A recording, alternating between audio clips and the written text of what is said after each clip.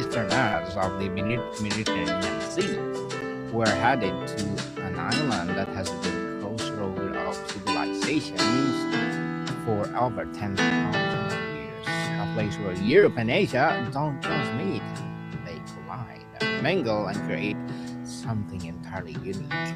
Most known is the San Francisco holidayscape, but scratch the surface and you'll find a land of dramatic geology, a capital city sliced into by a UN buffer zone, and history that reads like a roll call of ancient empires. So forget the postcards for a moment. We're going deep into the heart of Cyprus. Our journey begins with the simple geographical facts. Cyprus is an island of startling contrast. It sits 80 kilometers south of Turkey, west of Syria, and north of Egypt, squarely in the eastern basin of the Mediterranean. As the third largest island in the sea, it covers just over 9,200 kilometers, a landmass roughly the size of Puerto Rico or a little smaller than the United States of Connecticut. But within its relatively compact space, it packs an astonishing variety of landscapes. Its position has always been its destiny.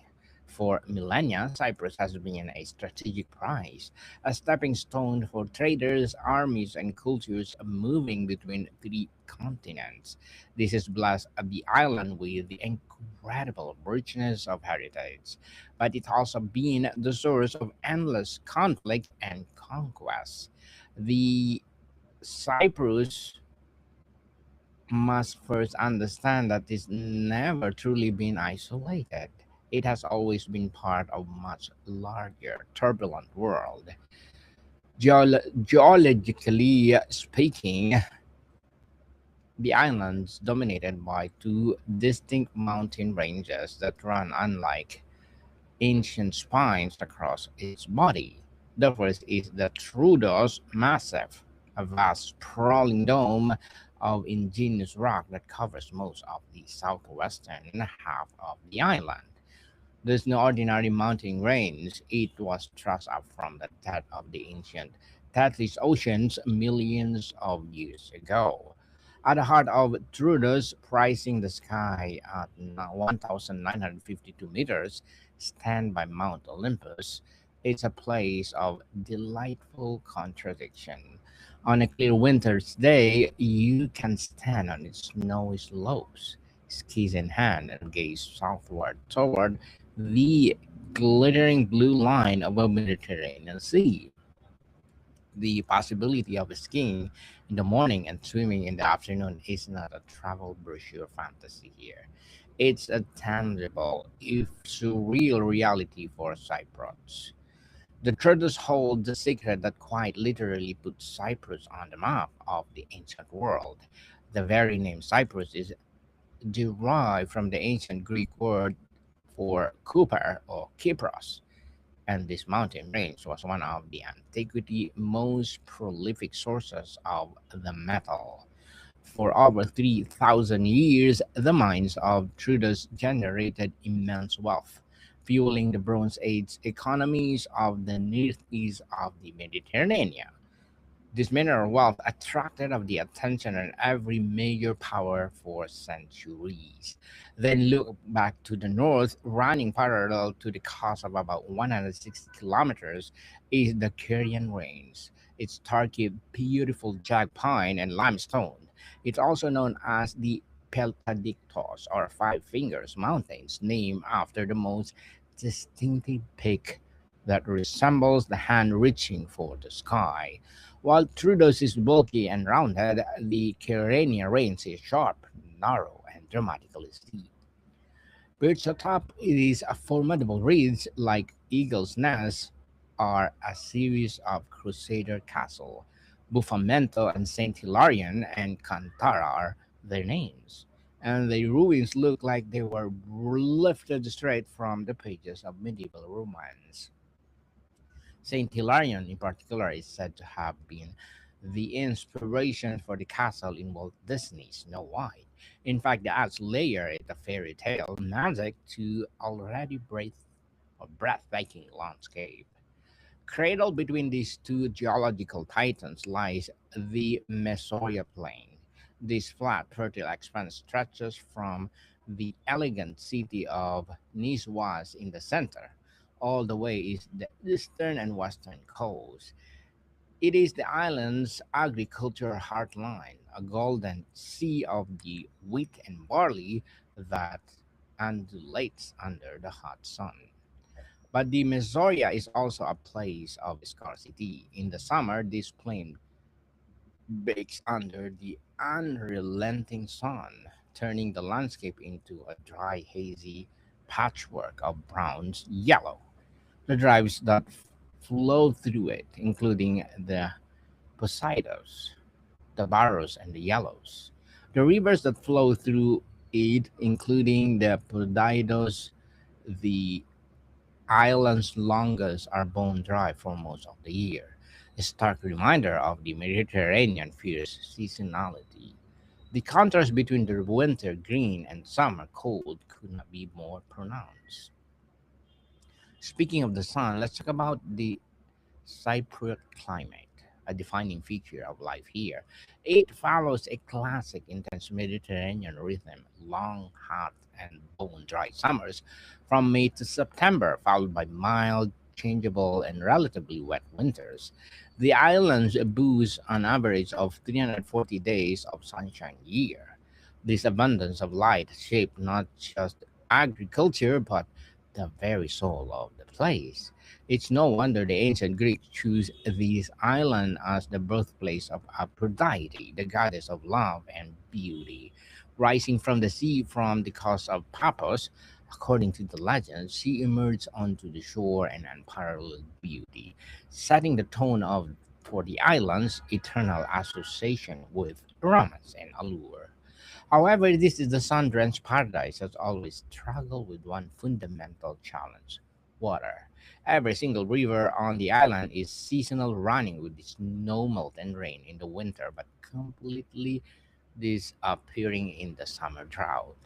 The Cypriots have of necessary become masters of water management, building a vast network of over 100 dams and reservoirs to capture the precious winter rains and sustain through the long, parched summer months.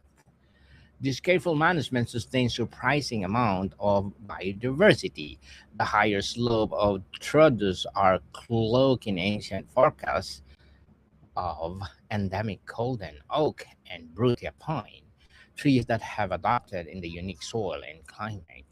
The air is often thick with the scent of these pines, stretching tonic against the heart of the lowlands. Lower down, the landscape gives way to the fragrant unique, a low growing shrubland that covers the hillside like silvery green carpet, crushed sprig of thyme, oregano, or wild rosemary underfoot, and the air fills with intoxicating aroma of Mediterranean. This is the scent of the cypress itself, wild, herbaceous, and ancient. This hardy shrubland is home of the island of unique wildlife, including the Cypriot mouflon, a wild sheep that is the island national animal. Once hunted to the brink of extinction, these majestic animals with their curved horns now find refuge in the forest of Paphos region to see one of these glimpse wild heart of the island. And the wildlife spectacles don't end on land. In winter month, the salt lakes near Lankara or Arkotori transform into surreal, almost otherworldly sights. Thousands of greater flamingos migrate here, the elegant pink plumes creating a stunning contrast against the white salt crust and the blue sky. They send into the shallow, briny water, filtering for their favorite food and tiny brine shrimp that gives them their vibrant color. Beneath the waves, the story is just as rich and compelling. just off the coast of Lanranca, lies one of the world's most famous shipwrecks, the Zenobia. The Swedish built roll and roll off ferry sank on her maiden voyage in 1980, taking with her cargo of vehicles to seabed of 42 meters below. Today, the Zenobia is hauntingly beautiful artificial reef, consistently ranked among the top of dive sites on the planet. Her massive structure is enrusted with a colorful marine life, and her holds are a silent, watery museum of trucks and trailers. For divers, it's an unforgettable journey into a modern maritime mystery. But human history on this island goes back much, much farther than the 1980s. At the Krakatoa, a UNESCO World Heritage Site, you can walk through Neolithic settlement that dates back in the 7th millennium BC. These circular stone houses, handed together on the hillside, were built thousands of years before Great Pyramids of Egypt. The people of Chokratia farm raised livestock and buried their dead beneath the floors of their homes. In profound connection between life and afterlife, they had crossed the sea to reach this island, making them some of the earliest seafarer in human history.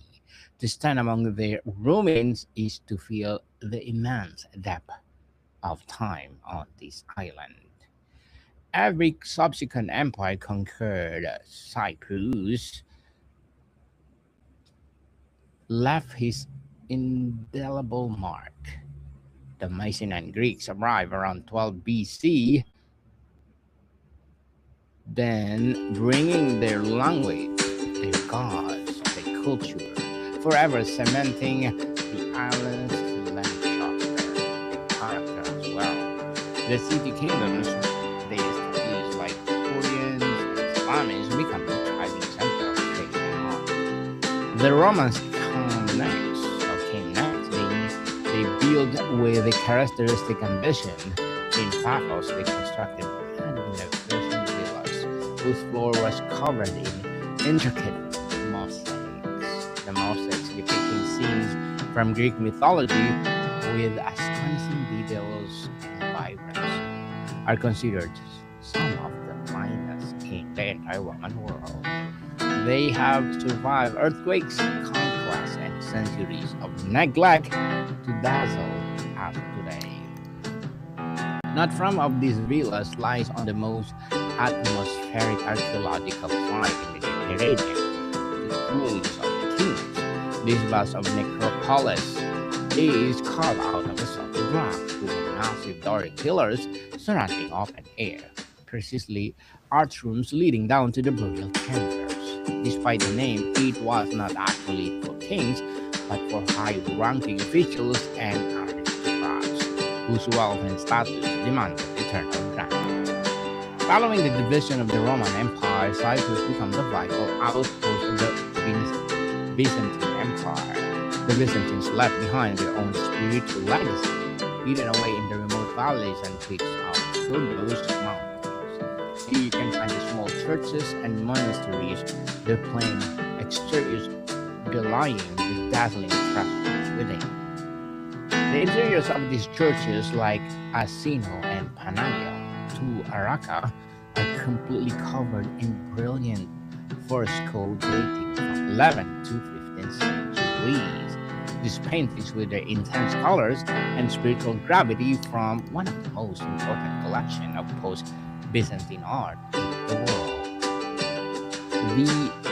The UNESCO World Heritage Site assigned ceremony and paint on the walls of the mountains. In the 12th century, the island's strategic value brought a new kind of conqueror, crusaders.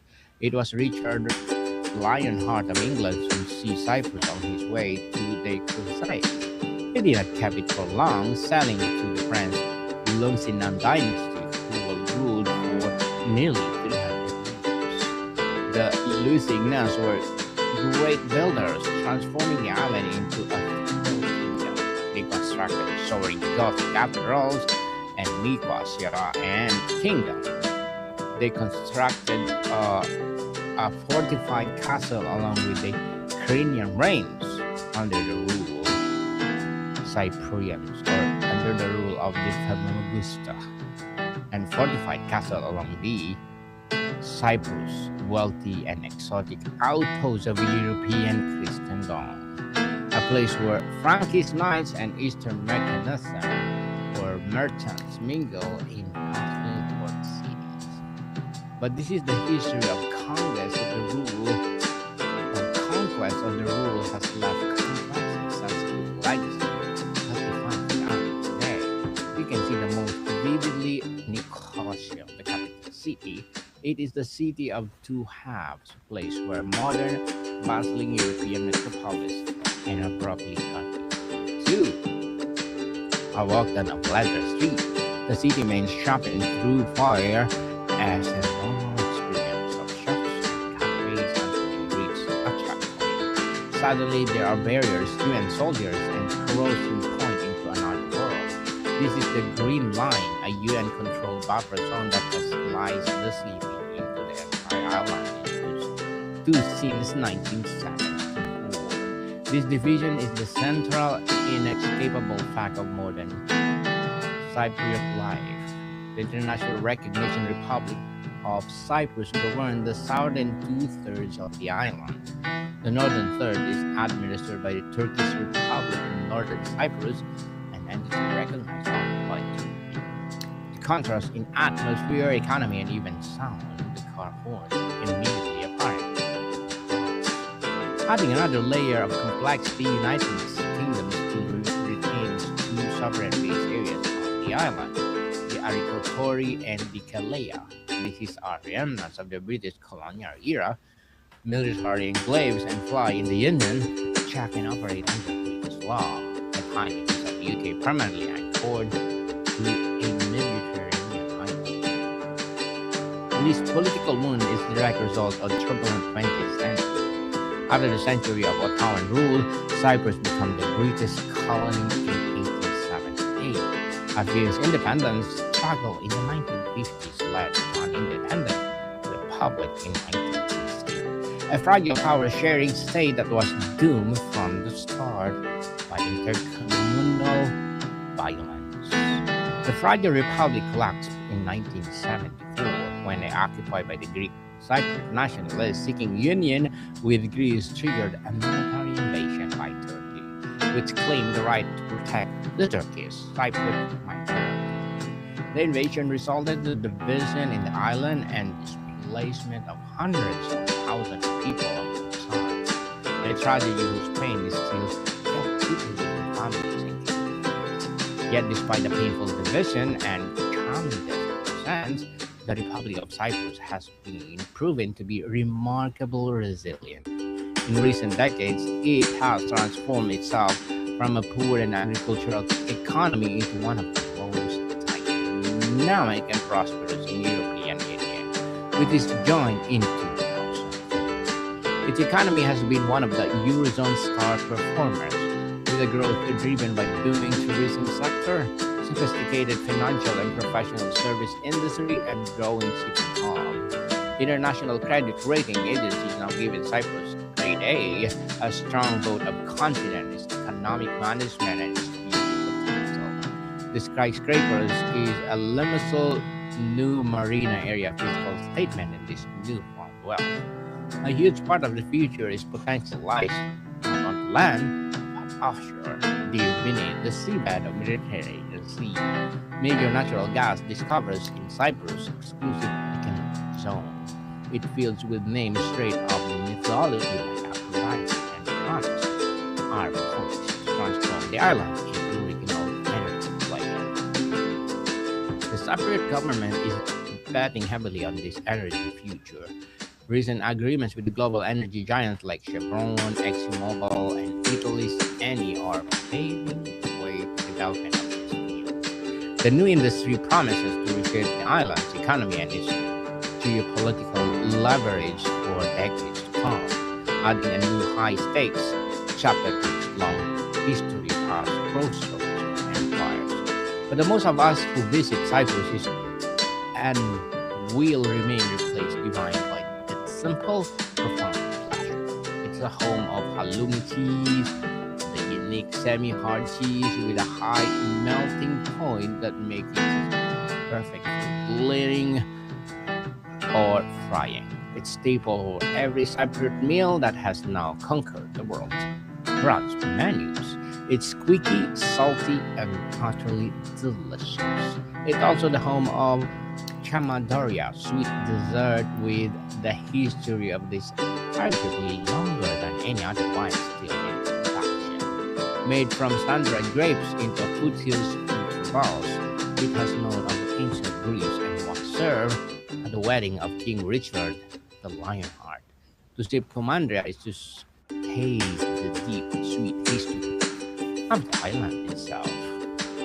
And there the spirit of welcome deeply ingrained cultural value known as philoxonia, literally friend to a stranger in small mountain villages, or from the coastal resort you can still experience this tradition. You will be welcomed like family into the village coffee shop over the thematicity of strong Cypriot coffee. A small glass of the potent firewater, Zivonia, and the plate of mess simply never stop coming. Whether you're hiking the Caledonian Falls into the cool Troodos Forest, diving to the Zenobia wreck, watching the flamingos from Mocha or Larnaca, or simply watching the sunset turn the cliff of the Acamas Peninsula to gold, the island offers sensory and emotional experience that is hard to match. In so many ways, Cyprus is a place of a beautiful contradiction. An Asian island with a European soul, an ancient land rattling on the high-tech future, divided island whose people share the same song, the same food, the same fierce love for this remarkable rock and distance. It's a tiny island with a monumental story, and it never fails to leave its mark on those who take the time to see it. That brings us to the end of our deep dive into Cyprus, from its snowy peak to Mount Olympus into a divided heart of its capital, Nicosia. We are traveled through thousands of years of history in just a few paragraphs. It is an episode that sparks your curiosity. Please take a moment to subscribe, leave a review, and share it with a fellow geography enthusiasts. Next time, we are setting our sight on the other corner of the globe, another place with a story to tell. So until now, I'm Daniel Lucas, reminding you to keep exploring, keep questioning, always with stories. Thank you for listening, and more to come, people. See you soon.